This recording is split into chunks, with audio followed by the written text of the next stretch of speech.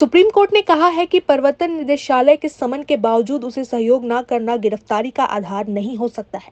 Supreme court ने कहा कि मनी लॉन्ड्रिंग एक्ट के तहत समन के मामले में सहयोग न करना गिरफ्तारी का कारण नहीं है। साथ ही कहा कि रिमांड के वक्त यह देखना जरूरी है कि गिरफ्तारी वैध है या नहीं। अगर कोर्ट इस मामले में अपनी ड्यूटी का पालन नहीं करता है तो ऐसा रिमांड ऑर्डर फेल माना जाएगा और रिमांड देने से गिरफ्तारी वैध नहीं हो जाती। सुप्रीम कोर्ट ने मनी लॉन्ड्रिंग एक्ट के तहत गिरफ्तार किए गए एक रियल एस्टेट के 2 डायरेक्टर्स की गिरफ्तारी को अवैध करार देते हुए ये टिप्पणी की है। कोर्ट ने कहा है कि अगर आरोपी ईडी के सवालों का जवाब नहीं दे रहा है तो ये अपने आप में पर्याप्त नहीं है कि उसे धारा 19 के तहत गिरफ्तार कर लिया जाए।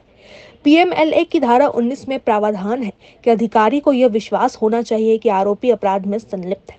मौजूदा मामले में ईडी ने कहा कि आरोपी ने इस मामले में जो जवाब दिया वह स्पष्ट नहीं था। कोर्ट ने ईडी की दलील को खारिज कर दिया और कहा कि किसी भी तरह से ईडी के लिए यह प्रावधान नहीं है कि वो इस बात की उम्मीद करे कि आरोपी अपने गुनाह कबूल कर ले। सुप्रीम कोर्ट ने द्वारका दास बनाम स्टेट ऑफ महाराष्ट्र के केस का जिक्र किया और कहा कि मामले में आरोपी को हिरासत में लेकर पूछताछ इकबाल या बयान के लिए नहीं होती। अनुच्छेद 20(3) का सुप्रीम कोर्ट ने हवाला दिया और कहा कि अपने ही खिलाफ बयान देने से संविधान रोकता है। कोर्ट ने कहा कि अगर किसी आरोपी ने इकबालिया बयान नहीं दिया तो ये नहीं कह सकते कि वो सहयोग नहीं कर रहा है। आरोपी की गिरफ्तारी के वक्त ईडी को गिरफ्तारी का लिखित आधार आरोपी को बताना जरूरी है।